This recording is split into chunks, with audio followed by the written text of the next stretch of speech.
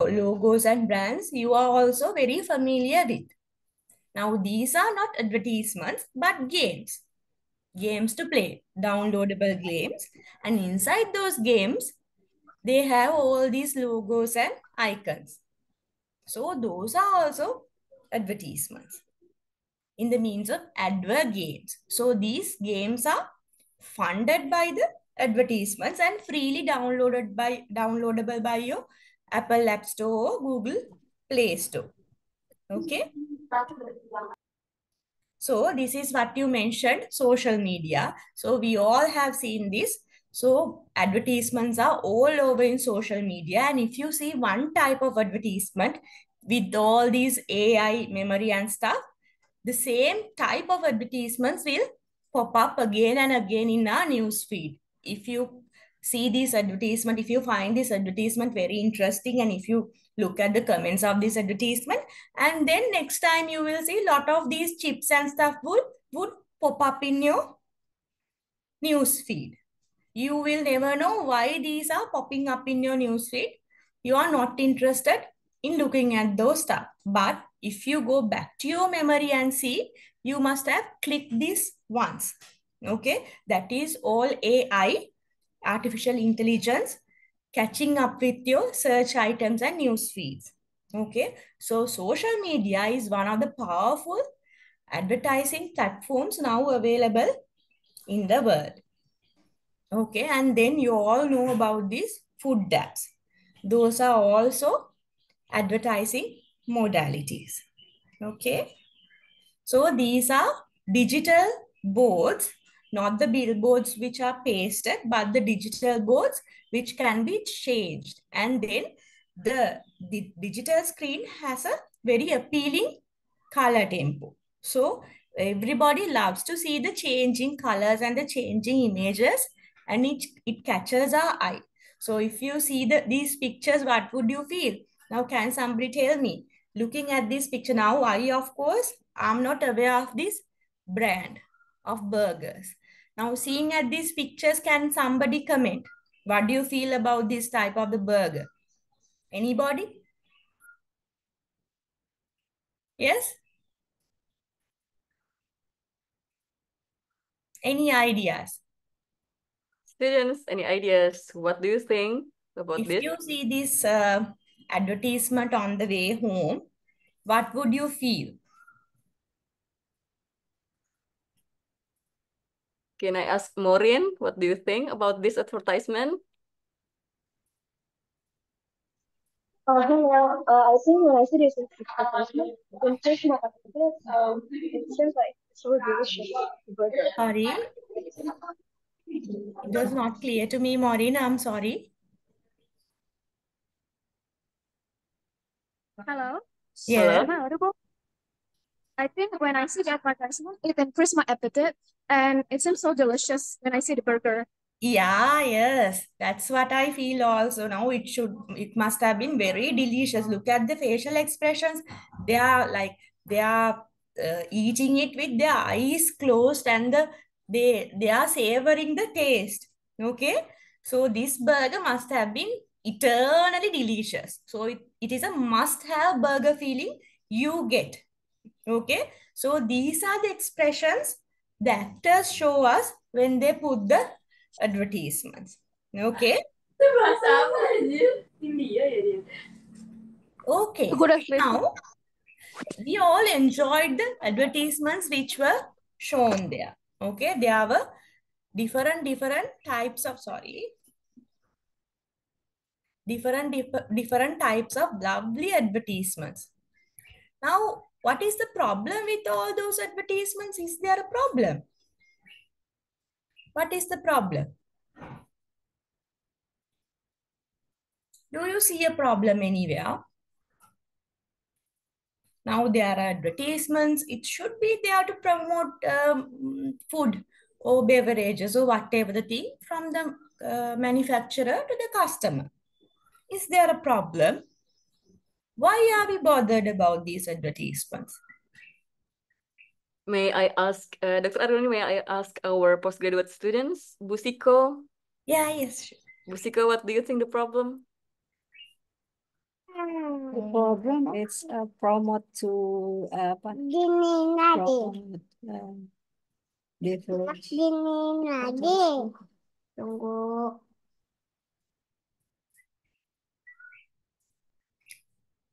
Yeah. Yes.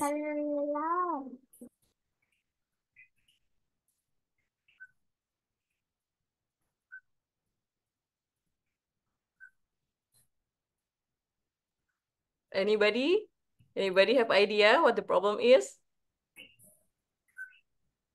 Trifosa, you always have a good idea. What do you think, Trifosa? What might be the problem?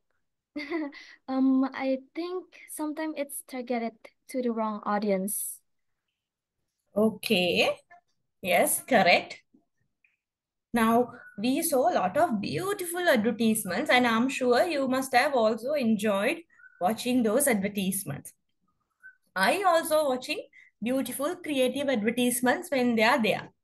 Now, the problem with those advertisements are when we see the literature and when we research, most of these advertisements. Now, if you like, I'm sure I know that most of these undergrads and postgrads, we, of course, we don't watch television much, but the advertisements are majoritarily on what? On food and beverages. The research evidence shows that 90% of advertisements are on food and beverages. Now think for a second and see, if you watch a teledrama or whatever the thing for 1 hour, from that 20% would be on television advertisements. And from that, 90% would be on food and beverages. Okay. The other 10% would be on insurance advertisements, retirement homes, perhaps beauty products, so on and so forth. Majority of the advertisements are on food and beverages. Okay. Why food and beverages?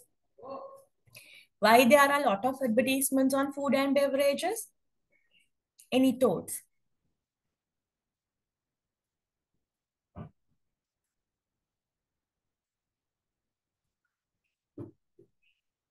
Can Why I ask do Ray? Ray, do you have any idea? Jessica Raitanya, what do you think?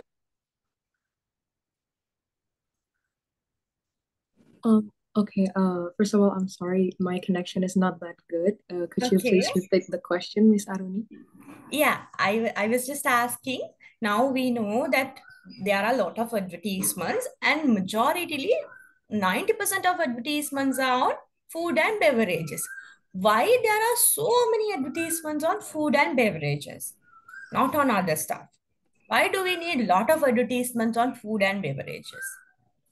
I think it's because like everybody needs food to live, so it's a very common theme among people of all ages or gender and etc.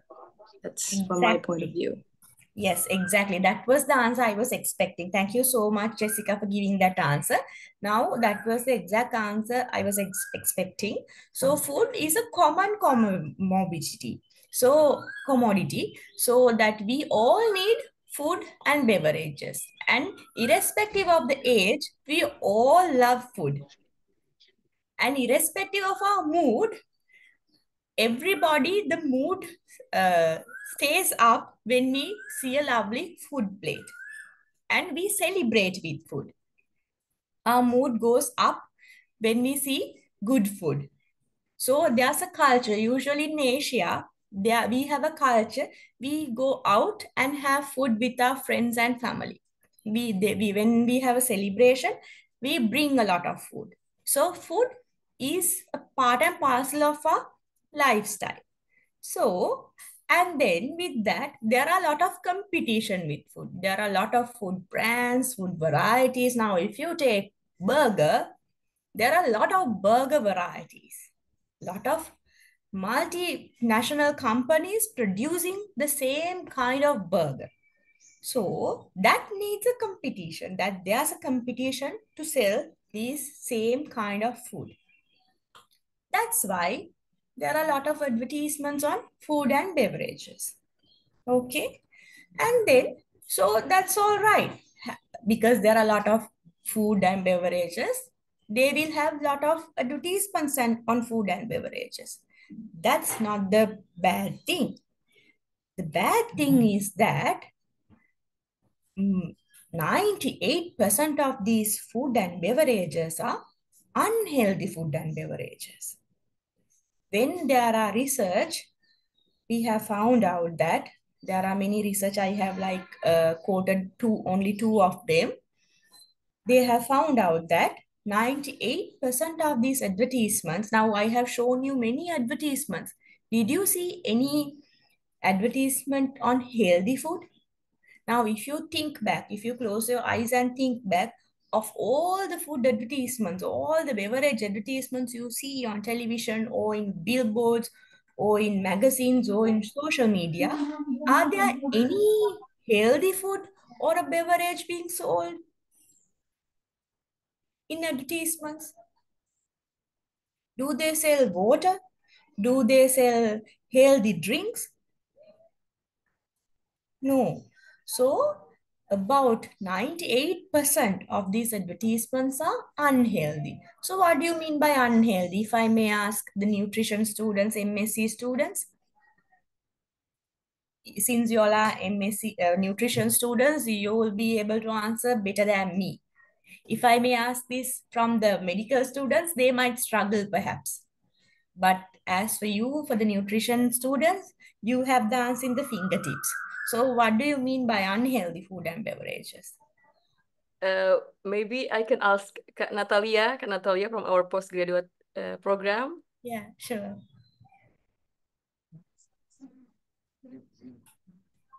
Or Kak Damas from our postgraduate program.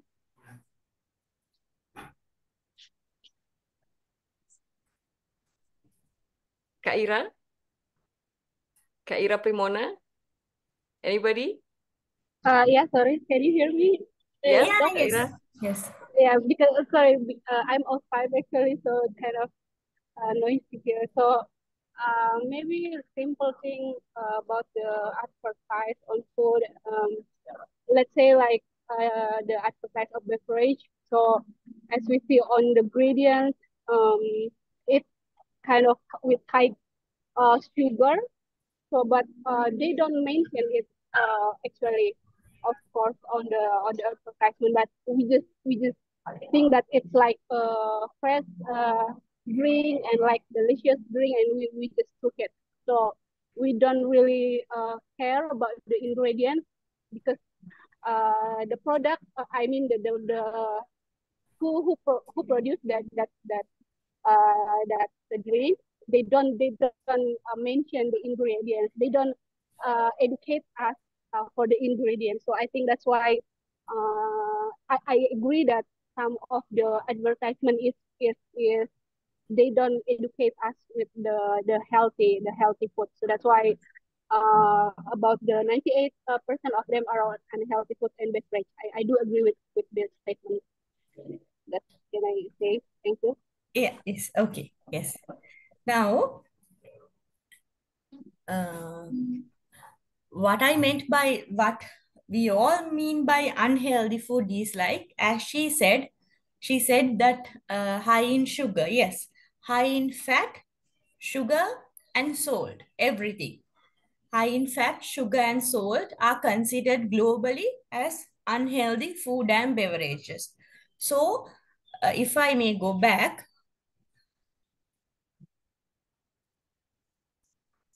sorry, something has happened to the internet. Okay, now all these food items shown in these photographs, in these advertisements, are high in either fat, sugar, and salt, or all these items. So, we all can agree that the food which are advertised on advertisements are high in fat, sugar, and salt. Okay. So, of course, in Sri Lanka, I am not very sure whether it's in Indonesia. In Sri Lanka, in the food label, by law, it's mandatory to mention the fat percentage, the sugar percentage, and the salt percentage in the label. We call it nutrition traffic light system. Is it there in Indonesia as well, Fatima? Yes, if the product is branded, I think they need to put on the label, but I think we also still have the problem of non-branded food items being sold Yes. freely. Yes. Okay. I'm not sure if that is also happening there. Yeah, in Sri Lanka, of course, in the supermarkets and all, anyway, they have to paste the label for all the packeted food. If it is packeted, they anyway has to label the item with the traffic lights, even it's a branded or non-branded. If it is not, if there's no traffic light system, we can sue them in courts in Food Act, under the Food Act. But the fine is not high, but the court procedure is long and lengthy, so that anyway they do the adhere to the regulations. But the fine is very small, even though they don't adhere to this traffic light system. But it is there as the traffic light system, so in Indonesia as well. So they can see whether it is high in fat, sugar, and salt. So not only that, now I told you that um, um, advertisements are 90% on food and beverages, not only on food and beverages, they are on unhealthy food and beverages. And I told you that these advertisements target different audiences. Now, the advertisements on unhealthy food and beverages, there's an alarming trend that they particularly target children. So the snake hides there that they target children. Now I will show you why there's a snake in targeting children. Now for this, I need your answers, okay? I will ask you what is this and you should tell me what is that, okay? So let's see why targeting kids is dangerous. So what is this, guys? Anybody? McDonald. Okay. Now, can you tell me, can anybody else tell me, have I put anything else saying McDonald's here? Burger. I have only put a paper cup with a M. But Kendrick tells me that it's a McDonald's cup or a paper bag, right? Everybody agrees that it's a McDonald's paper cup? Yes. Okay. But I haven't put anything, right? You all agree with me, right? I haven't put the name McDonald's here. It's only M, right? Okay. Now what's this? Anybody?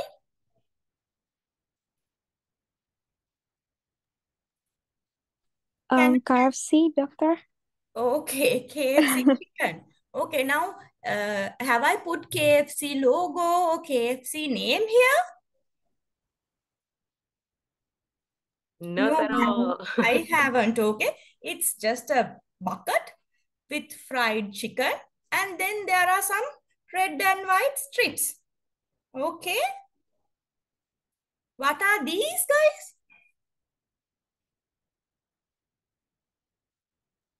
Kit Kat. Okay, Kit Kats. Very good. Thank you, Trifosa. So these are Kit Kat bars, but it doesn't say anything that these are Kit Kat. And what is this?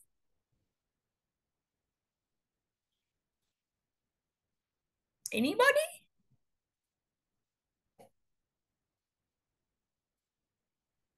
I'm sure you guys are clueless, okay? Don't worry to find the answer. This is this. This is the SGD logo for the health. Okay, now we didn't know that. Okay, now to make it more clear, these are 17 SGDs. So this is the logo for the health. Now there hides the snake. Okay, so we all knew the McDonald's logo. We all knew the KFC chicken. Without the KFC anything related to KFC. And we all knew that it was a Kit Kat. Okay, but when it came to the SGD logo of the health, we were a little reluctant or we were clueless at all as to find out, as to say what it is. So, as children, you all had this in your head, the brand recognition and the brand preference. Okay. If your mother tells you, look here, I'll prepare fried chicken at home, you take your friends to home, or else if your mother tells you, I'll give you some money, you can take your friends to KFC, which choice would you take? Which choice would you like to take? Most likely the KFC one. Yeah, most likely the KFC one, because that had been inculcated in your brain from the childhood that KFC chicken is good for hang out with friends and all. It is fun and it is tasty and it's finger licking good. Okay, that's why. So there hides the snake. As children, so all of you have been like having that so-called knowledge in your head with brand preference and brand recognition. So KFC, McDonald's and Kit Kat has created a loyal customer for many future decades. So did you notice that? Okay. So, and not only that, they have a change agent in the society. So you will take your children to that also. And you will take your friends also. Okay. And if you are the kid in the family, you will persuade your family. Mommy, can we go to there for your family for our family dinner? Can I buy this for my treat for being first at the class? Okay. So you act as a change agent in the society for being a child. Why? Why can't they persuade an adult? Why they can persuade a child easily? Because in research, people have found out that children have less, we all know that children have less developed cognitive capacity than an adult. So it's easy to manipulate a child's brain than an adult's brain. So in that case, for advertisements, for their deception, children becomes an easy prey, easy target than an adult. Okay. Same with many other stuff. It's very easy to persuade a child than an adult for new things. Okay. Adults might question, is it really tasty? Would it really look good as it is? But a child might not. Okay. Let's see. So what would really happen if a child believes all these stories in all those burgers and stuff, and they get influenced by these advertisements and then thereby will make poor food choices? What would happen? And then they would eat all these and drink all these unhealthy food and beverages, and then thereby it will lead to obesity and non-communicable diseases in the future. Okay. There's an alarming trend in the Sri Lanka also. Now, Sri Lanka is a developing country. So in developing countries, there's a double burden of malnutrition. So we have obesity rising in trend as well as undernutrition in other. So obesity because children are eating all these unhealthy food items leading to obesity.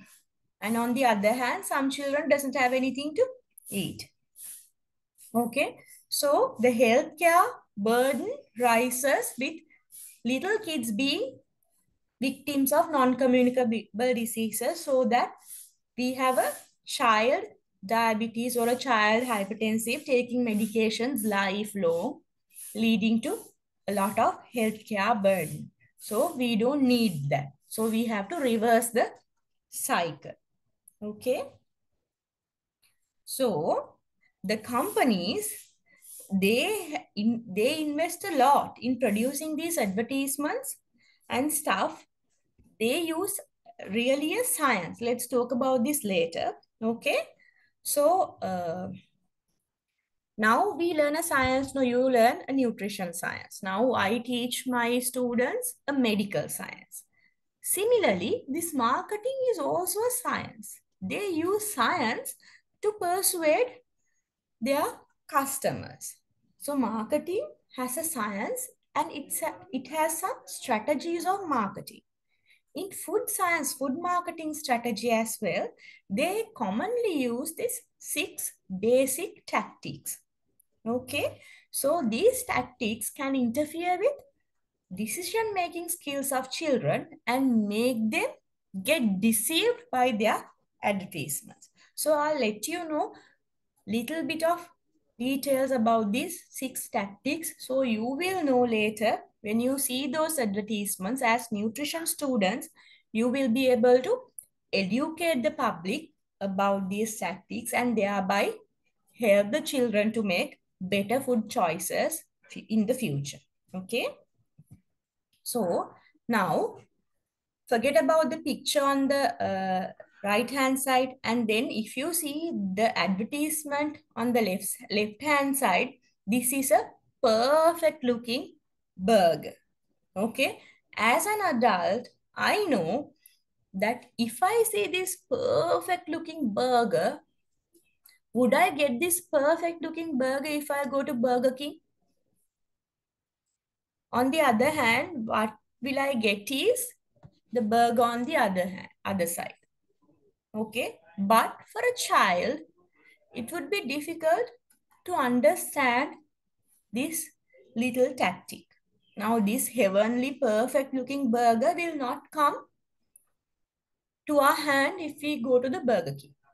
Okay, this is what we have to teach a child. Okay, now these are the 6 advertising tactics I told you. So repetition. So they use the same, if you walk in a road, they use the same advertisement in different ways if you walk in a road in few times. Okay, repetition. If you watch a program, the same advertisement will come again and again until you remember the lyrics of the advertisement. Or if you watch a game, or if you watch a YouTube thing, the same advertisement will play again and again until you remember the advertisement. So repetition is one trick of the advertisement. And then the product demonstration. They demonstrate how you make the thing. I will give you an example. So remember a McDonald's advertisement? They show you how they make the burger. All those sprinkling of onions, slashing of onions, and then like putting all those salad leaves and all. They show us how they make the product. So that is really tempting us to eat that. And then they show that it is very popular among others, the same age group people. Okay, that is a common thing that used by the Milo company and the Coca-Cola and Pepsi companies. Okay, peer popularity, that it is everybody in my age group uses that. Why not me? That kind of a thing. And then some funny advertisement. So all of us likes to be like, we like to laugh and we like funny stuff. So if they make the advertisement funny, we remember that. Okay, so that is another trick. And then they use all the celebrities culturally. Perhaps they use now in Sri Lanka, if they use Sri Lankan celebrities. Okay, if they want to target an international crowd, they will use an international celebrity. Okay, now if they target children, perhaps they might use all those cartoon characters and Disney characters. Okay, so they might use celebrities to show that celebrities are using this product. Celebrities are eating and drinking our product. And then sometimes they give one free for another, or else they use price cuts. Oh, if you buy this, you will get this Coke as well. Likewise, they give premiums. And then if you buy a Milo, you will get a handband. Or if you buy a Milo and send us a photograph, you will get a chance to win a bike. Okay, likewise, they will give us premiums. I will show you some examples now. So this is a peer popularity. So it's very popular among peers. Okay, you must have seen these advertisements, I'm sure. So this is a humor. So you make now, I have only added the pictures, but it will be very clear if you added videos into this. Unfortunately, I didn't add videos because if there was a connection issue, I might not be able to show you the video. So it's only pictures. So this is showing humor. So this is celebrities. I'm sure you know all the celebrities except him. He's a Sri Lankan cricketer. So if these people are eating these stuff, why not us? Okay. And then this is giving premiums. If you buy this, you will get 2 of these. And this is a half price stuff, etc. Okay. So now companies are doing a lot of things like spending big money. And most of these companies are multi-million companies, multinational companies. They have a lot of say. So how can we really save children and save ourselves? Do you have any ideas?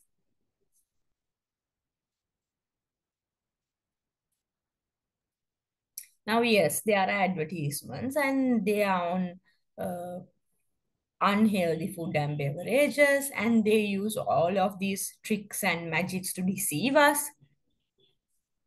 And children are like getting caught in all those stuff because they don't have the brain capacity to resolve all these deceiving tactics. So how do we really save children? Anything come into your mind? Is there any way to save our children? Can I ask Winfried? Winfried always have good ideas. Winfried, are you here? Or Damas?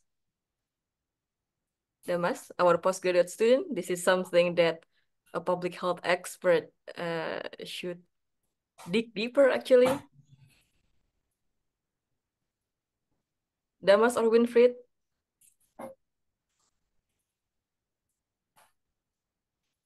Or one of my favorite student, Maria Theodora. What do you think?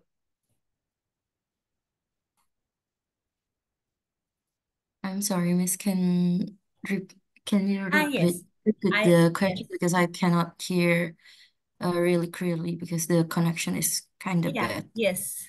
I was just asking. Now, advertising is like it is trying to grab our children, like they deceive us. But Uh-huh. is there a way to save our children from all this stuff? Do we have really a say? Yes. Yes. How can we save our children? Is there a way to save our children?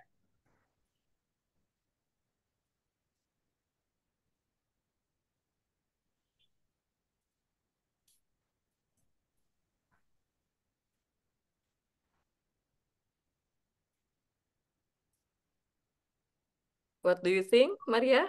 Or anybody can help Maria? How do you think we can save our children? This is such an intriguing question. May I answer? Yes, of course. Diandra. Diandra Other is also one than of my favorite students. thank you very much. Other than the solutions mentioned in the slide, I think we can definitely focus on education. That's a very that's a very public health thing. We can do education, maybe not only to the children but also to the parents of the children that sort of regulates the children's eating patterns. Yeah, that's Yes. my answer. Thank you. Very good. Very good. Yes, exactly. You have read the slide and you have thought out of the box. Very good. Anything else? Sorry, can I try to answer too? Yeah, yes, sure. You can elaborate things on the slide as well. Yeah, actually, I agree with what Kadiendra said before, but maybe we can elaborate more to the parents too. So we educate the parents too, so that they can teach their children what the health things and the unhealthy things. Yes, yes, very good. Now, parents have a very big role in this. We will talk more about this when the slides are moving. Yes, parents have a very big role. We will talk about that. Very good. Yes, can somebody elaborate on the things I have said in the slide also? It would be good to speak about that as well.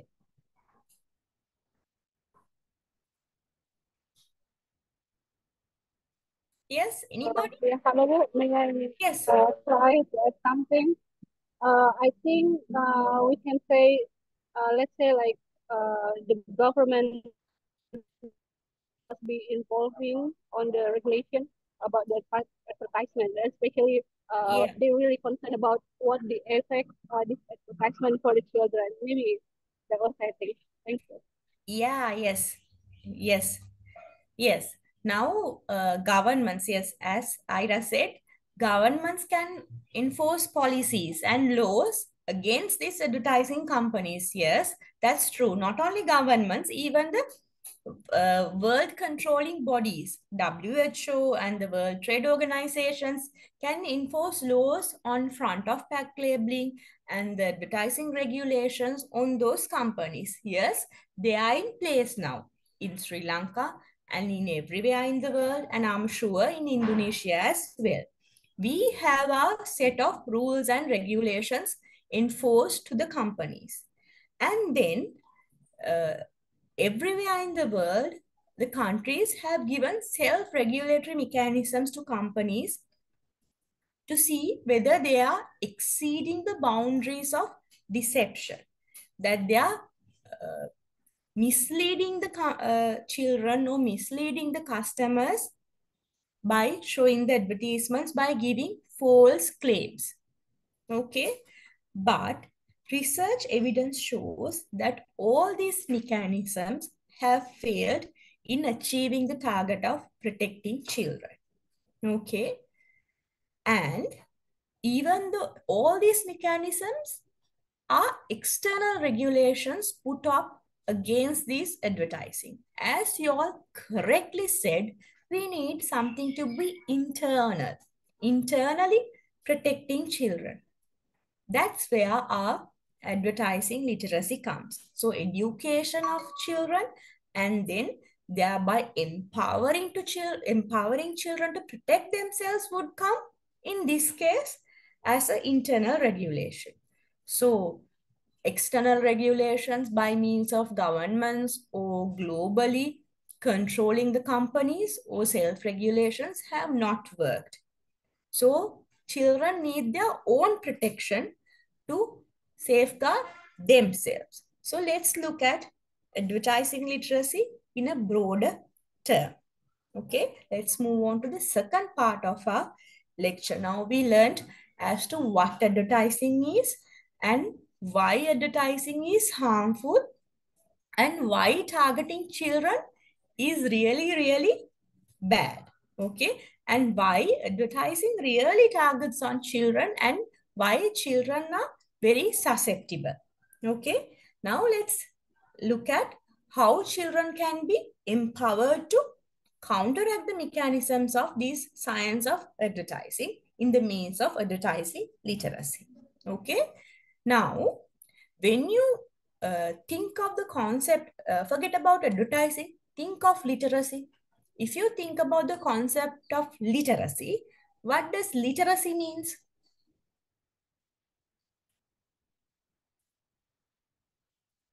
What do you understand by literacy? Yes, Kendrick?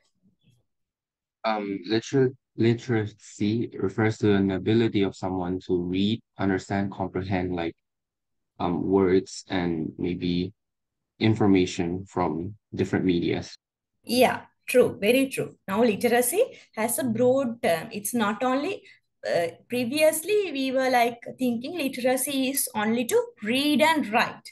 But no, literacy is not only reading and writing, but literacy means reading, writing, understanding, comprehending, and they critically evaluating and thereby making informed choices. All includes into literacy. And in that context, if I may ask, what is nutrition literacy? From a MSc student perhaps, postgrad student? What's nutrition literacy? Now, advertising literacy is slightly different from nutrition literacy, health literacy, or food literacy. It's part of media literacy, but different from other literacy modalities, but stays in the bigger term of literacy. What is nutrition literacy? May I answer? Yeah, yes, sure, Maureen. I think nutrition literacy is a skill that empower us to make informed decision about our food, the food that we eat. Okay, now that is food literacy. Food literacy is the food that we eat, where the food is coming from, how do we eat food. That is food literacy. Nutrition. And also, yes. And also, yeah, and also we can like we can set the nutrition intake that we have from the food. Yeah, Also. yes. It is comprehending, understanding the nutrition related data and thereby making nutrition related informed choices. That part should come into nutrition literacy definition. If you have to like go into a proper definition when you write for the exams, I'm sure Fatima will agree with me. But nutrition literacy should encompass the ability to understand nutrition related data and then critically evaluated nutrition related data and ability to come into nutrition related decision making also. Okay. And then what is health literacy? Food literacy is what Maureen said. Okay, where food is coming from, where food goes, and how do we eat food, that is food literacy. Okay. Yes? Anybody, what is health literacy? Same thing. Now, all these concepts interrelated. It is ability to understand health related data and informed, able to take health related decisions. Okay, clear? You now, one homework for you is to search and get a proper understanding about this literacy concept. What is nutrition literacy? What is health literacy? And what is food literacy? Food literacy is very broad and simple, but nutrition literacy and health literacy are not so. Okay. And media literacy is understanding all the media related information, not only advertising. Okay. Might be a news item, might be another program. Okay. Everything related to media. And part of media literacy would be advertising literacy. As one of you mentioned, it's a skill. Okay, it's a life skill. Now we know why we need it as a life skill, because we will be making choices depending on that life skill. Okay, now advertising literacy is like if we look at an advertisement, whether we are able to understand what is there in the advertisement, whether we are able to understand what are the tactics used in the advertisement. Are they trying to deceive us? Whether the things which are being said are true or false, how much we can believe this advertisement, whether we can look at the advertisement in a critical eye. In other words, it's our smartness when we can look at an advertisement in a critical way. Okay. So, as you have correctly mentioned in the previous examples as well, so same literacy concept applies here. So it's the skill of analyzing, evaluating, and counteracting the messages in advertisements. Okay, so they can understand what is hidden and what is revealed in advertisements, and then thereby they can make the informed choices, so they won't get exploited by looking at these advertisements. Okay, now if you look at this concept of advertising literacy from 1980 to 2024, there had been many research done on this topic, but this doesn't have a single unified definition. Okay, different people have studied in depth about this concept. Okay, Rosendahl and the colleagues, Melmain and the colleagues, Hudders and colleagues, they have studied in depth about this concept, and they have given different types of conceptual frameworks about this concept, but everybody more or less says the same thing. Okay, but Rosendahl and colleagues describes it as a three-dimensional model with knowledge, attitudes, and practices, where all the others describes it as a concept only. It describes whether the understanding of advertising as a concept, whether they can understand the tactics, whether they can understand the hidden bias in the advertisements, whether they can identify the intention in the advertisements. So Hudders, Mailmain, everybody describes these advertisements and the advertising literacy as in the conceptual understanding of the advertising literacy. In opposed to Rosendahl and colleagues, they describe it in a three-dimensional model with knowledge, attitudes, and practices. All the three coming into a single picture. So we will describe advertising literacy in that broad concept. So it is easy for us to understand it. Okay. Now I have given the reference as well. So advertising literacy, according to Rosendahl and colleagues, divides into conceptual advertising literacy, attitudinal advertising literacy, and advertising literacy performance. Okay. Knowledge, attitudes, and practices. So now let's dig into deep about what is the conceptual understanding, what is meant by attitudinal advertising literacy, and what is the performance related to advertising literacy. So conceptual advertising literacy, they have divided into 7 areas. Okay. Now let's see what are those 7 areas are. Now, even though there are 7 areas, these things you already know, and we have already discussed these parts. Okay, whether the child or the person who's having advertising literacy knows whether this is an advertisement or not. Okay, now if you see a billboard or a sign, whether it's an advertisement or not. Suppose that at the games, that's a good example. If you see an advert game, whether you can recognize it's an advertisement or not. That is the recognition of the advertising. And then whether you can understand the selling intent, that this advertisement is created with an intention of selling this product.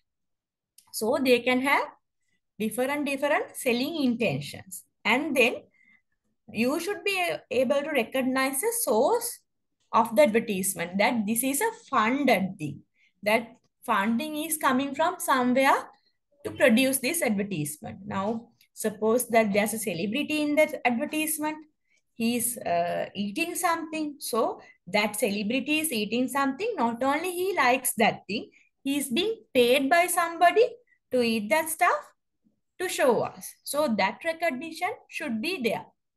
Okay, that is the source recognition. And then understanding the persuasive tactics.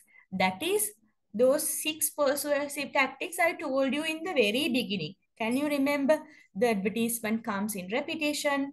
They use peer popularity. They use celebrities. They use funny advertisements. All those tactics, whether if they see the tactic, whether they can understand the tactic. And then whether they can identify the audience. Now, this advertisement targets children. This advertisement is targeting middle-aged women.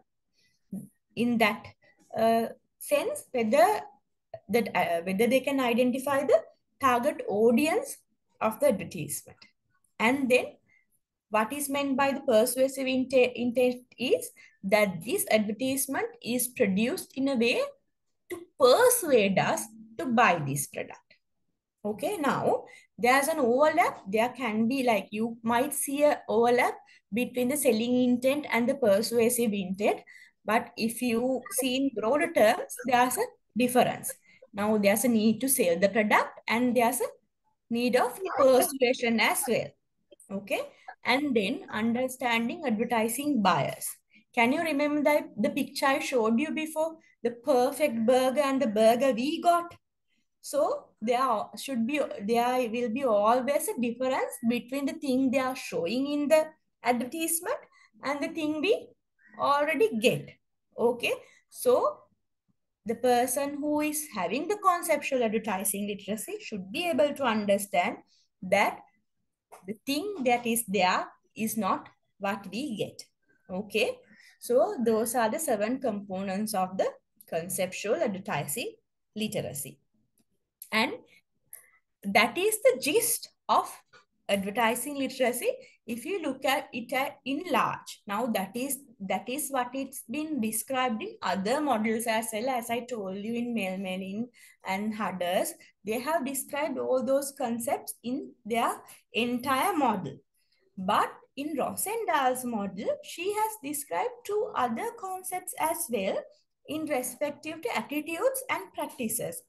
In attitudes, she has told, irrespective of knowledge being there, without the knowledge even, children must have this low effort attitudinal mechanism. Even though the knowledge is not there, they should have some attitudes about the advertising. Now they should have some disbelief, general disbelief about advertisements. So advertisements are anyway wrong. They don't anyway show the true thing. And I don't like the advertisements. Likewise, if they generally have that attitudes towards advertisements, then their susceptibility anyway becomes low.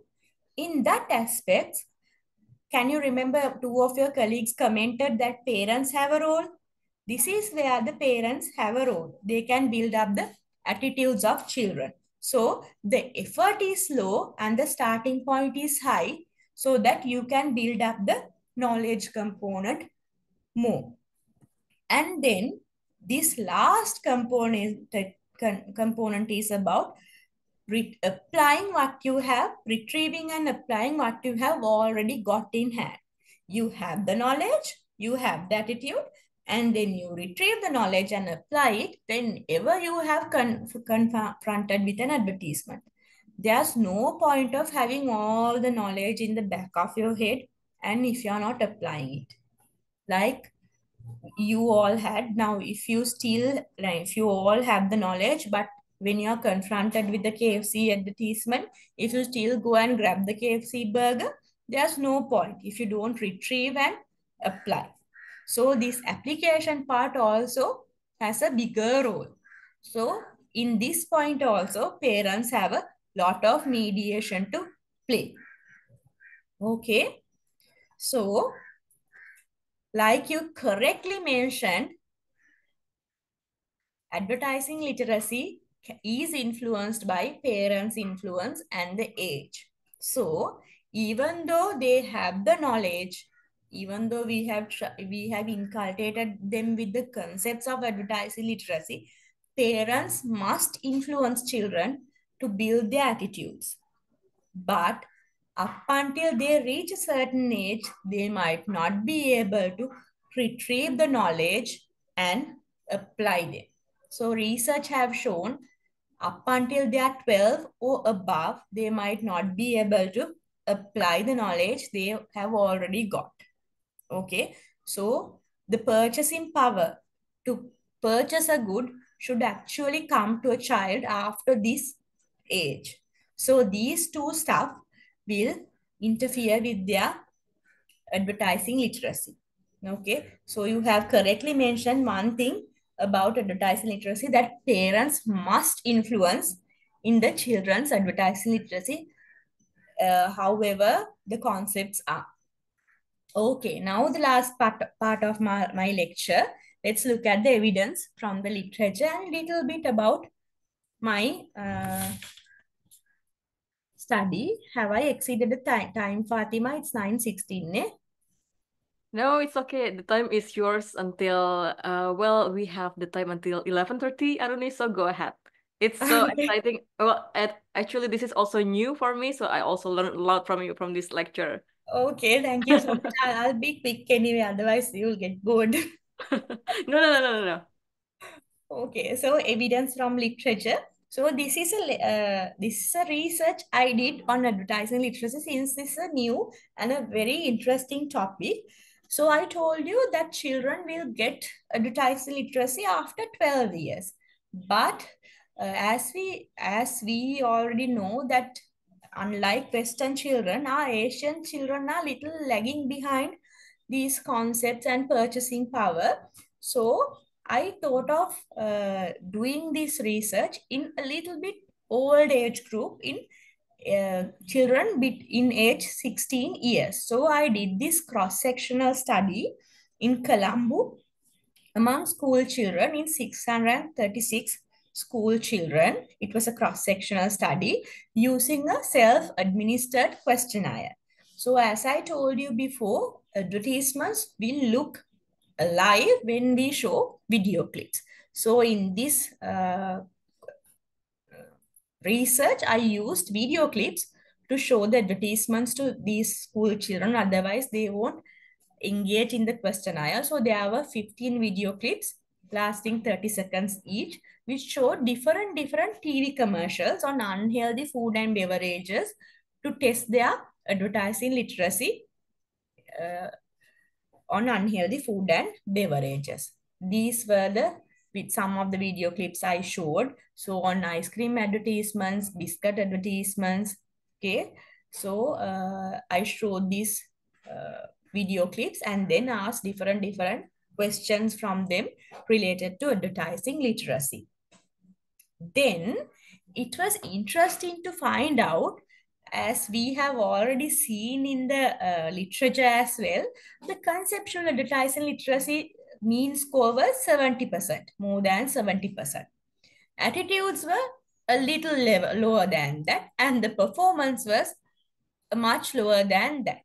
Okay, that was anyway the predicted model. Okay, so that's where, as you have correctly mentioned, the parents' role comes. Okay, anyway, the children's concepts and the knowledge about advertising literacy seeming to be good, but the attitudes are not good, not so good, and their practices are not good in any way. Okay, and then the parents' influence, since my sample size is only 636, there was now, I will describe a little bit about this diagram as you all are undergrad students. This is a scatter plot showing advertising literacy on the y-axis and the parental influence on the x-axis. So this shows a weak positive correlation between the advertising literacy and the parental influence, but this weak correlation is statistically significant. So there's a positive correlation between the parental influence and the advertising literacy. In simpler terms, that means parental influence does increases advertising literacy. Okay, if my sample size is bigger, I would get a nicer correlation in my sample. But even though it's weak, it shows a statistically significant positive correlation, okay, like you all have predicted before. So further, I have found out that girls have a higher advertising literacy and who are following the science stream. And surprisingly, when their parents' income is higher, they showed a higher advertising literacy.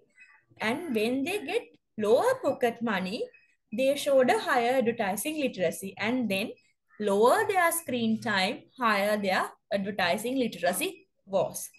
These were my findings. And then you know that scientifically we show the cutoff level at P 95 point confidence interval, but here in the parental income it was significant even at the 99% confidence level. Okay, that's why I have indicated it in a star. Okay, so it was shown that girls who are following the science stream with high parental income, who are getting lower pocket money and watching less TV, showed the high advertising literacy. Okay, and then let us briefly look at the evidence from the world. So, it is shown that even preschoolers are better at recognizing advertising content from the non-advertising content. But when it comes to non-traditional methods like advert games, even the older children are not very good at recognizing the content. And when the age is getting higher and higher, the children showed better in recognizing the advertisements. Of course, the ages for the Western children are much lower than that for the Asian children. So, Asian children achieve this advertising literacy much later in life than the Western children. And the selling intent, the persuasive intent, all those tactics are very easy to understand when the children are achieving 12 to 15 years. But it was difficult to understand when the children are smaller. Okay, even the funding sources, the identification improved with age. Similarly, Western children achieved it much earlier in life than the Asian children. So all the indicators I have mentioned you, selling intent, the tactics, the attitudes, everything, the trend is the same. Western children achieved much earlier than the Asian children. And when the age advances, the advertising literacy improves. Okay.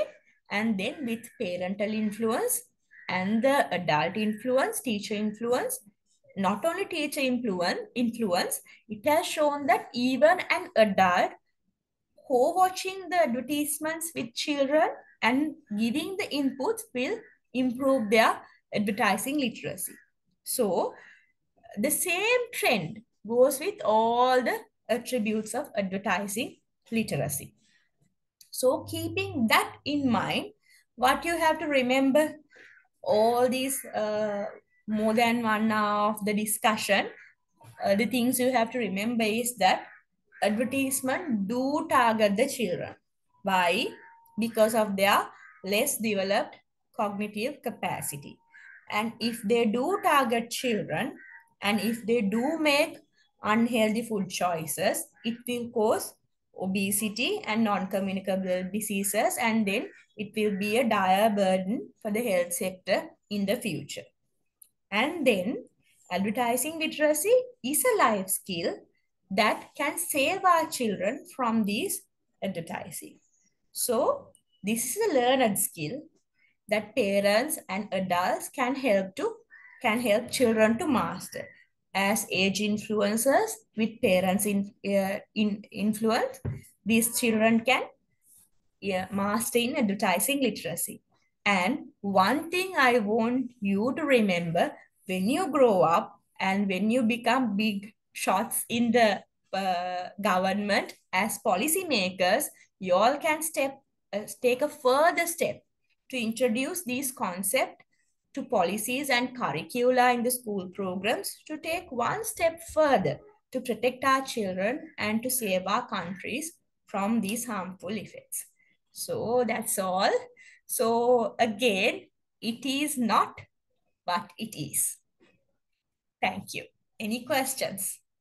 Thank you very much, Dr. Aruni. That was such an eye-opening lecture. Even me myself as a lecturer, I learned a lot from you because this is something that is, I must say, maybe rarely investigated in health science. I mean, well, I'm sure in the social science, in marketing studies, there are, like studies investigating this, but in health-related science, I don't see much of this kind of studies actually. So I learned a lot from you, and thank you very much for your lecture. Thank you, Uh, Fatima. Now I want to open the opportunity to our students to ask questions. As I mentioned in the beginning, Dr. Aruni is so nice. She's so kind. Don't be shy. Don't be afraid of asking, any type of questions. Don't be afraid of your English. Don't be afraid of anything. Just ask question if you have any. Please, anybody? Or maybe I should point Jillian Frances. Jill, do you have questions? You always seems to have questions when we have nice lectures. Jill? Oh, Trifosa, you have questions? Okay. Yeah, yes. Okay, shall we go ahead to your question first, Yeah, yes. Trifosa? Okay, thank you so much, Dr. Fatima, for the opportunity. And thank you so much, Dr. Aruni, for your insightful lecture. It's really interesting since this topic about advertisement literacy is not commonly discussed. Well, I have some sharing of mine. I'm really interested in the food traffic light system applied in Sri Lanka that you've mentioned earlier. Well, from my story, many of my relatives here in Indonesia, we don't really have much understanding about those high sugar, salt, and fat that is oh, I'm sorry. We don't have much understanding about those nutrition and the products.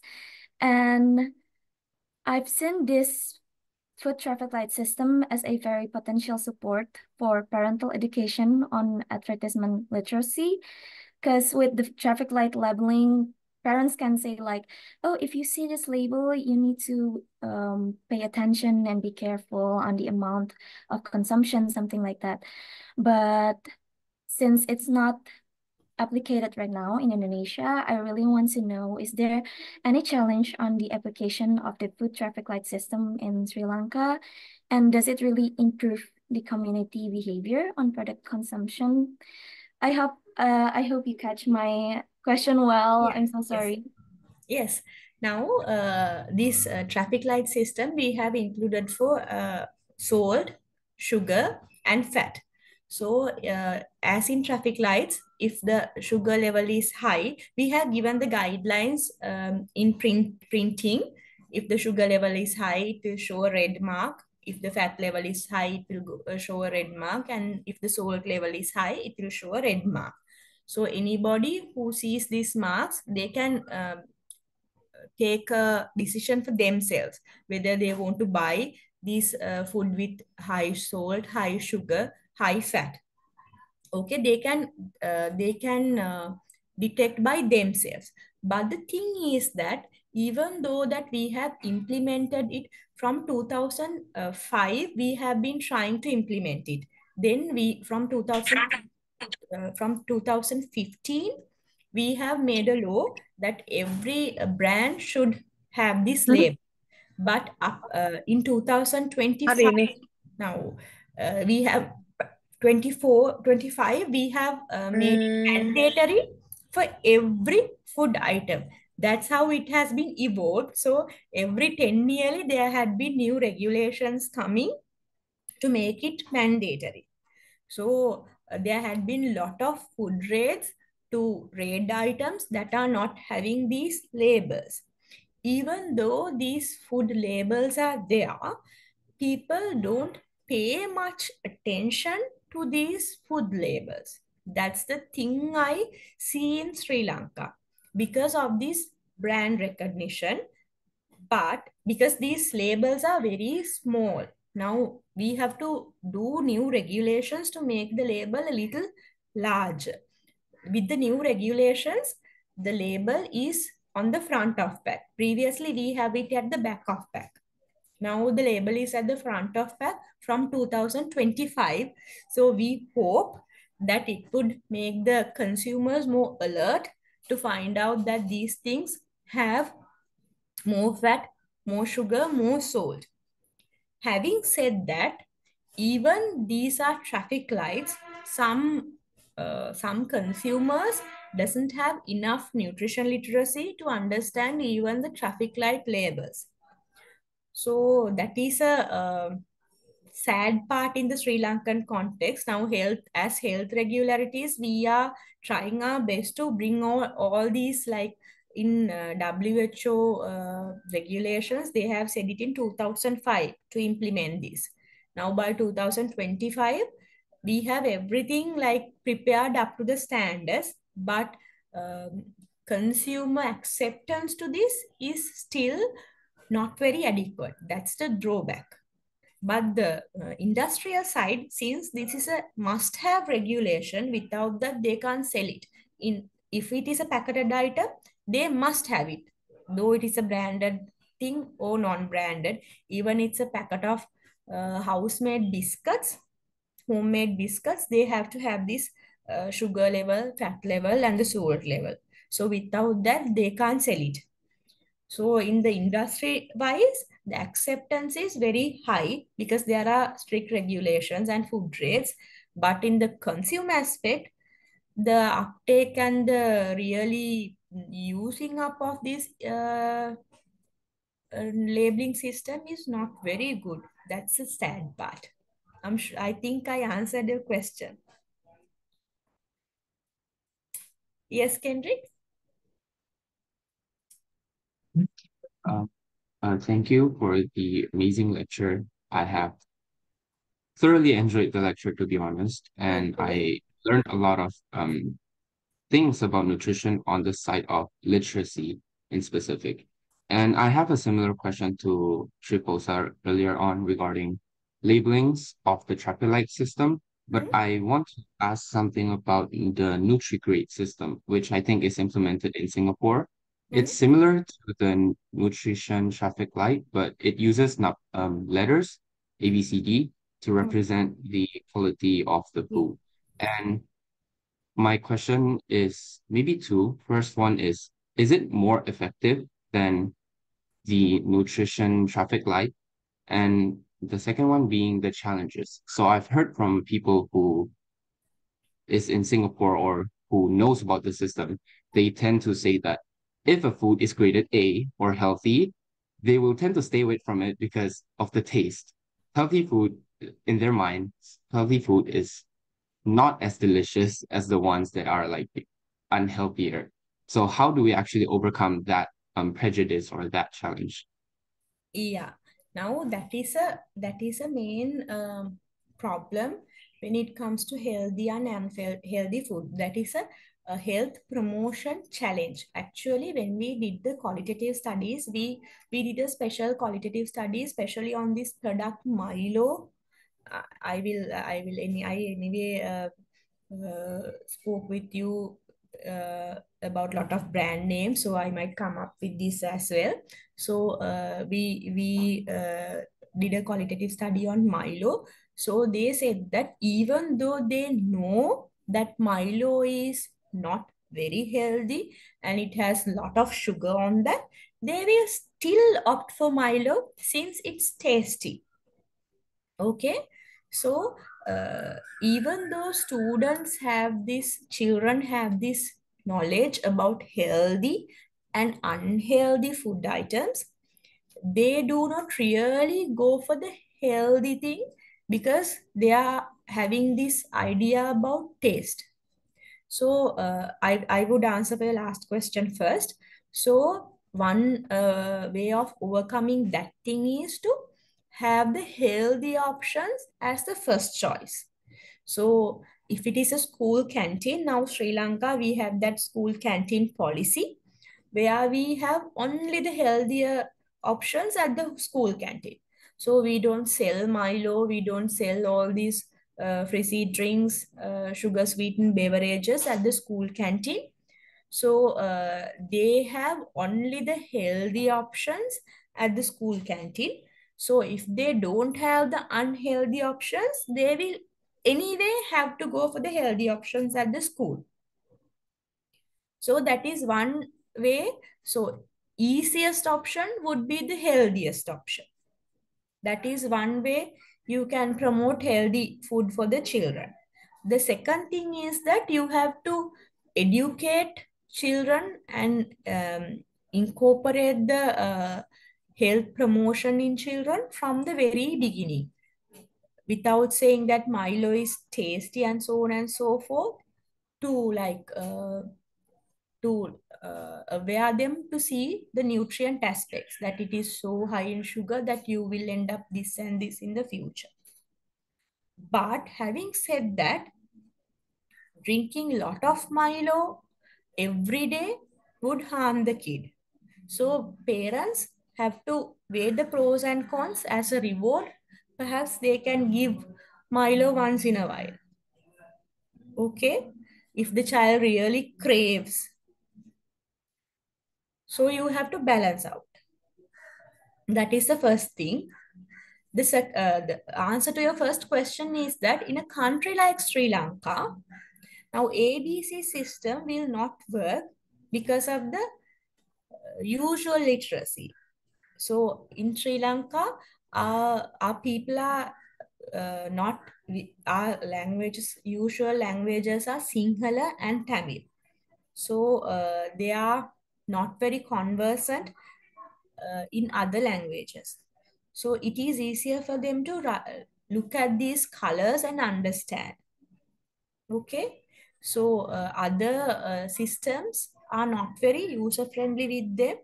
So traffic light system is easier in a country like Sri Lanka and in a country like India as well. But in Singapore, the situation is different. So you have to tailor-made your interventions to different scenarios. So Singaporeans might say that the intervention worked for them because their country society is as such. Having said that, like having an endorsement logo saying that New York Heart Association certifies this product as healthy. Now, Keyhole says that this product is healthy. So someone saying healthy will not be healthy for another person. For example, now we all know that greeny leafy vegetables are healthy for us. But greeny leafy vegetables will not be healthy for a person with end-stage renal failure. So something that is umbrella term branded as healthy would not be healthy for another person. So this should be carefully sorted out. Like branding things healthy and unhealthy will not work. That's why this knowledge base should be important to take an informed decision by the consumer. So consumer should decide whether this is healthy for me or not, other than somebody else putting the name saying that this is healthy and this is unhealthy. Okay. Okay, thank you for the answer. It actually expanded my thoughts on it because I thought it was simple beforehand, but now it's more than just like understanding healthy or not. Yeah. Um, Yes, it was exactly. like, Now, yes, that's easy if we can say that this is healthy and unhealthy, but it's not so simple to say whether it's healthy or unhealthy. Okay. yeah, Thank thank you you, so much. Dr. Aruni. I think that answered your questions very well, Kendrick, isn't it? Yeah, it did answer my question a lot. Okay, okay. Thank you. I think we still have time for one or two more questions. Do we still have questions from anybody? Mutia? Yes, go ahead, Mutia. Okay, thank you so much for the opportunity. Actually, I have a question that we talk about advertising literacy on unhealthy food and beverage among children, but we also know that we don't really have these ideal circumstances when it comes to children. So, I have this one question that is it better for us to build the habit first? Like, I mean, we have this step on children growth. And should we start with building a habit that we should educate them from so early? Like, yeah, this is a healthy food, this is an unhealthy food. Or if is it kind of too late? Like, we kind of come to this like realization like too late. So the children already consume unhealthy food gitu. Uh, what is the effective way uh, to solve this problem? When it comes to advertising literacy, we need to understand that not every children would understand what they advertise about, right? So uh, I kind of like want to ask your opinion. Like, is it better for us to build the habit first, or we just go with the flow? We just like okay, we wait for them to understand in their own way, and we kind of like guide them with that, or we can just build the habit from the first day, like from the day one. Which one is better? Because I think it's just important to know that, because I think it's the foundation and the core to start everything related to healthy food, related to nutrition stuff. Because as I said earlier, we don't really have this ideal circumstances. So I want to know if it's like any way possible to make this situation better. If we cannot really improve the advertising literacy progress, can we just like find another way to make it work? I hope it didn't really confusing. So thank you so much. Yeah, yes. Now that's an excellent question. So this question needs a little bit of medicine, psychology, and nutrition. So thank you for that question. So educating children should start as early as possible.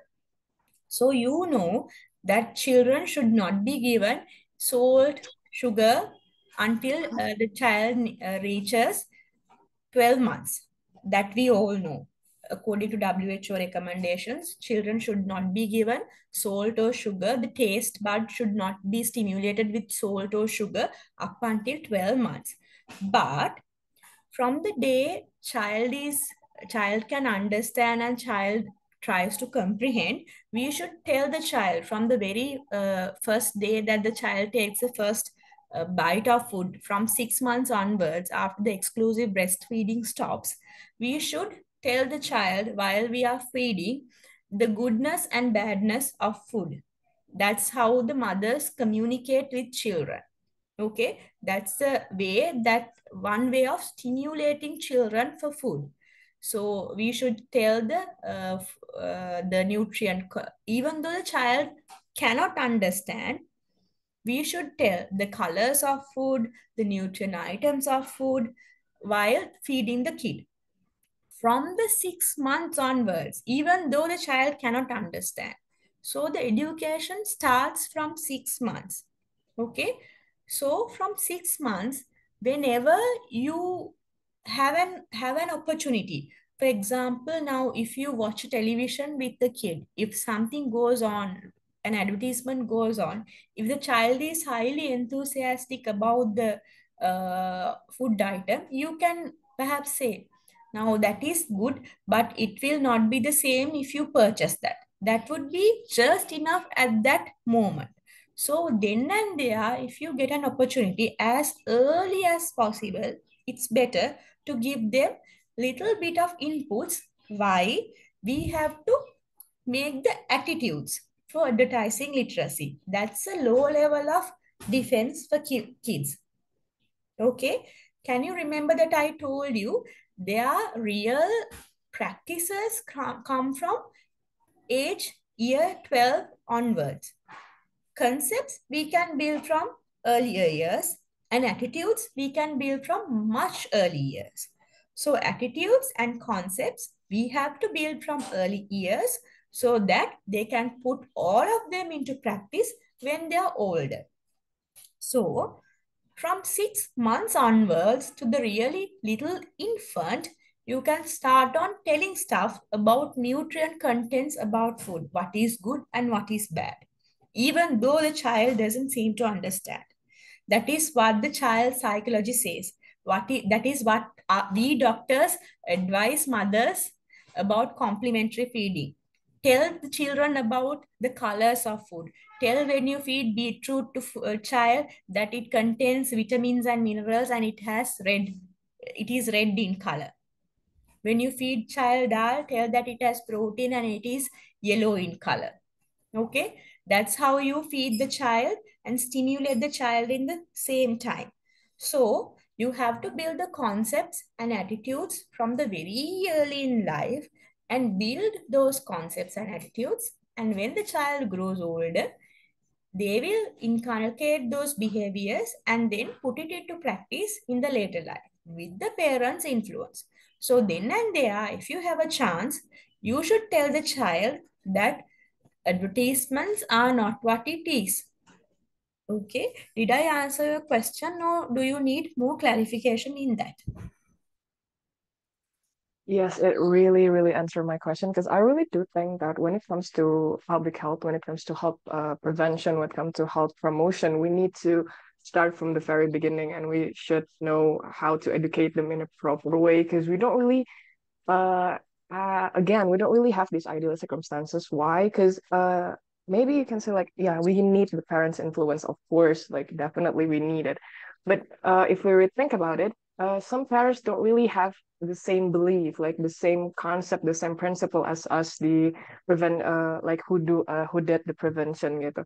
Yeah. And then we kind of feel like once we tell the parents like what they should do, like what's better for their children, what's better for them, they kind of like they won't understand. They're still growing. They want to like give their children a space to grow, but also we need them to be healthy. So to do both of them, I think we need maybe a lot of um innovation, a lot of way that we can make it work. But we cannot really do it alone. So I think this answer from Dr. Irony really, really answered my question earlier, and I think I can apply it in the future. So thank you so much for the answer, and thank you so much for the Yeah. opportunity. Thank you. So one thing you said was very important. We have to educate parents as well. Now, parental education programs are also very important. Parents, as you correctly said, parents also don't know much about these concepts. Even though we automatically apply those things to our practice, parents don't have clear understanding as this is advertising literacy and we should teach our kids about this.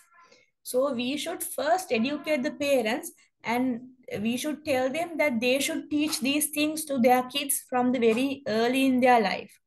Then that's how the cascade starts. Thank you so much for bringing out that question. Thank you so much. Thank you so much, Mutia, for such a eye-opening question. I think we still have one more question. Okay, we already have, wow, we actually have two. Okay, it's okay. Maybe just short questions for each. Miska and Maureen, go ahead. Okay, before that, thank you so much for the opportunity, Dr. Fatima, and also a great and amazing lecture by Dr. Aruni. I'm thankful that I can still hear the lecture today. So I actually want to ask about the opinion. So as we know, these days appeared that many companies advertise processed food that claim to be healthy, like sweetened cereals, or if I may say the brand, it's like zero sugar for Coca-Cola, or even like complementary food for people people on diet or even for kids that claim to be high in vitamins, but actually it's also unhealthy because it's high in sugar. I just want to know your opinion about this. Is it good for the nutrition literacy that people choose that more over the others bluntly unhealthy beverages? Or actually it counts bad because it's just a manipulated advertisement that actually your eating is the same as the unhealthy beverages like the others? Now we have to like dissect that information carefully. There are some preservatives and things we can use in our food. So it is given an E grading and ISN grading, so that we can use those preservatives and colors in our food items. So if they have used those preservatives and food colorings in their cereals and whatever the food items, people can eat that stuff, but then there should be a benchmark somewhere how much self-consciously they have to use that. Okay. And then the thing you have said about zero sugar beverages, even though they are zero sugar, sugar means in sugar content they say sucrose, but for that sucrose they have added some other sweetness, artificial sweetness for that. So then that also comes under eat category and ISN category. So we have to be carefully taking those information into our heads, how much all those chemicals we can take to our body. Okay. So in that case, yes, I agree with you. They deceive us saying that it's zero sugar. It's not zero sugar, it's zero sucrose perhaps. They have sweetened it with another thing. And even the cereals, they have said it healthy. Healthy means that they have added lot of preservatives, that but all those preservatives are approved by health organizations to be added into food items. But none of the research have been done for their long-standing health benefits. Okay, because nobody is interested. Okay, so we are not sure how much we can take all those stuff into the body. So we have to carefully dissect all those information. So these information can be misleading and misguiding. Okay. Okay. So what you have to see is that whether those preservatives have a E number which is registered or ISN number which is registered. Okay, thank you so much for the answer. It really helped me and opened my eyes a lot. Thank you, Dr. Army. Thank you so much, Miska, for your questions. I think we still have, we can squeeze some minutes for Maureen's question. Maureen, go ahead. Okay, thank you so much for the opportunity, Dr. Fatima, and thank you for the amazing explanation by Dr. Arni. After listening to your explanations, I think that the most impactful approach is advertising by food companies. I have a question. Would it be possible to form alliances with companies to start creating healthy food advertising for children? And have there been any real implementation of this approach? That's my question. Thank you. Fatima, that was not very clear to me. Maureen, can you maybe repeat your questions but more slowly? Oh, I'm sorry. It's okay, you can take more time. I'm sorry, I have problem with my device. It's okay, Okay, it's okay. after, Maybe okay, say more slowly, Maureen, so we can okay, grasp your question clearer. okay, Doctor. I think after listening to your explanations, I think that the most impactful approach is by advertising by food companies.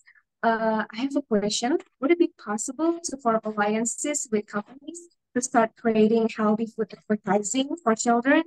And have there been any real implementations of this approach?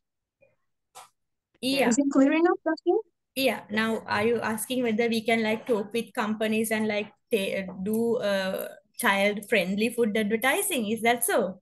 Now, yes, that's what I told you before. Now, there had been several attempts, not several, many attempts, like self-regulation to companies. There had been protocols to companies. Now, in Sri Lanka, of course, we have our own food act about advertising regulations to children.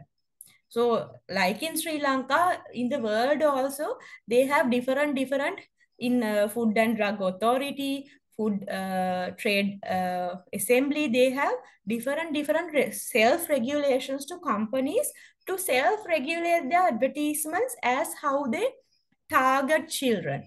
But these self regulations do not work always, since they always find a loophole to go inside and then to try a different way of advertising. There had been lot of self regulations as well as law enforcements, but they are not very. Now suppose that I want to advertise my product and I won't be very altruistic and try to like do my thing in an altruistic way for the benefit of the child if I really want to sell my product. So I will find the easiest way possible to send my goods as eh, with a highest reach as much as possible. So these company self regulations are there.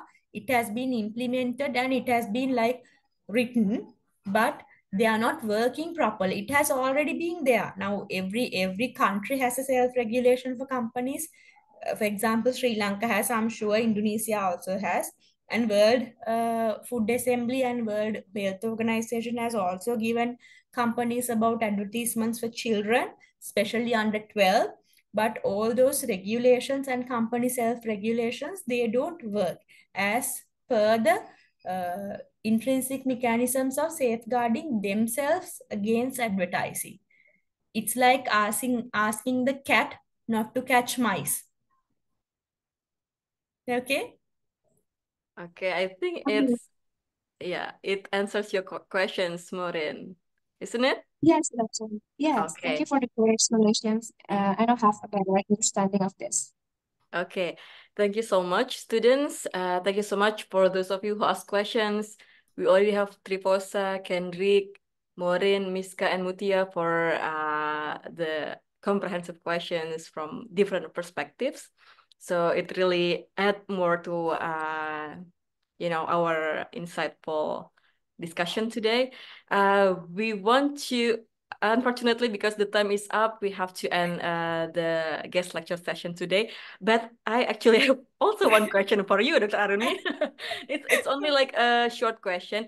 Have you also investigated the parental advertising literacy? Because I mean, nowadays, I think I saw a lot of parents who also eat not healthily, and they kind of like invite their children to eat with them because they also like the food themselves. So I mean, I'm thinking of maybe this is can be the further research perspective. Maybe this is also like a field that we can also dig deeper on. What do you think, Aruni? Yeah, that's true. That's a true thing to do. Like in my research area, I have not done the parental advertising literacy. I have only focused on children, but it's a good area to study. Actually, we have to have parents advertising literacy improved to have children's advertising literacy improved. That's a good area to study. But the catch here is like parents doesn't have much time to improve their advertising literacy, even though we have found out that it's low. But for children, if we found out that it's low, we have time to let it improve, and we can like do some interventions to improve them.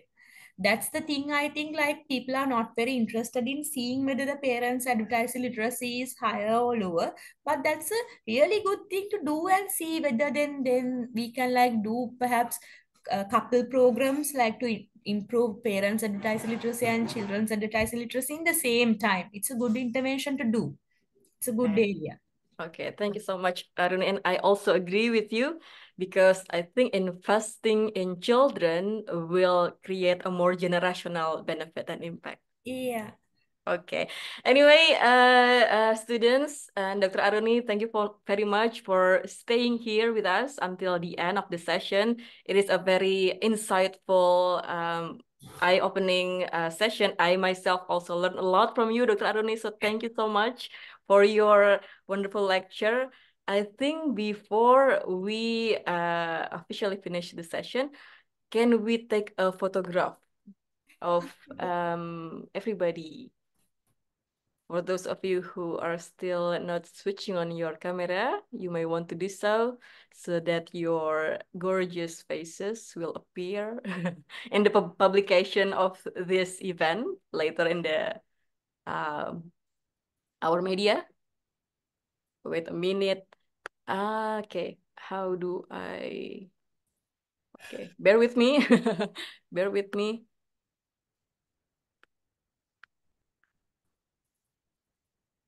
Okay.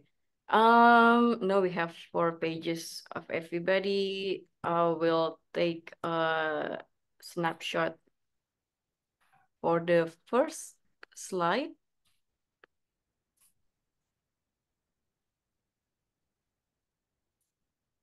Okay.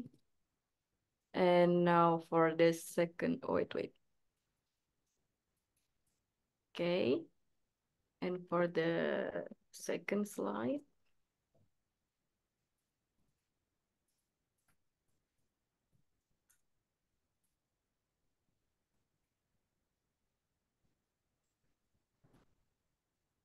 Okay, the third slide. I'm almost done. Wait.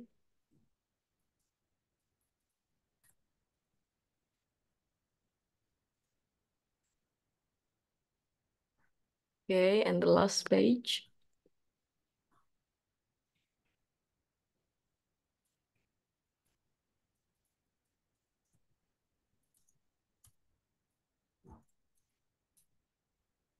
Okay, done. Okay, so thank you very much, everyone, for participating.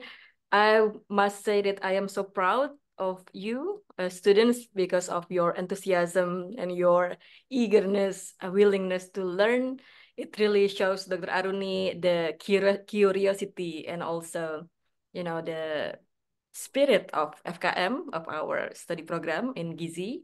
So it's a good thing. And I also hope that in the future, Dr. Aruni, you can also visit us in person in Yes, yes, Depok sure. I'm waiting for that. and give us another wonderful lecture. We will wait for it. Okay. Thank you so much. Okay. Do you have a final message, Dr. Aruni, before we end the session? Yeah, I was just hoping we are having our university research symposium on November. So I'll be sending our flyer to Dr. Fatima close to September. So I hope everybody will send your abstracts to our university research symposium so that I can have you there and see you, and like we can have some collaborations. Okay? Okay. Thank you so much, Doctor, for opening the opportunity for Thank further you so much. collaborations. And we will wait for the symposium information. Yeah, thank you. Okay, I think that concludes our guest lecture today. Oh, and I also want to say hi to Ibu Arifah. Thank you also very much, Bu Arifah, for joining us today. Dr. Bu Arifah is one of our senior lecturer at the department, Hello. and having here among us also increasing our spirits. Okay, thank you so much, everybody, and see you again in the next opportunity for the guest lecture. Have a nice day. Bye-bye. Bye-bye. Thank you, Bu. Thank you, Terima Dr. kasih, Aruni. terima kasih kembali. Thank Thank you you. so much, Thank you so everybody. much. Thank you so much, Dr. Aruni.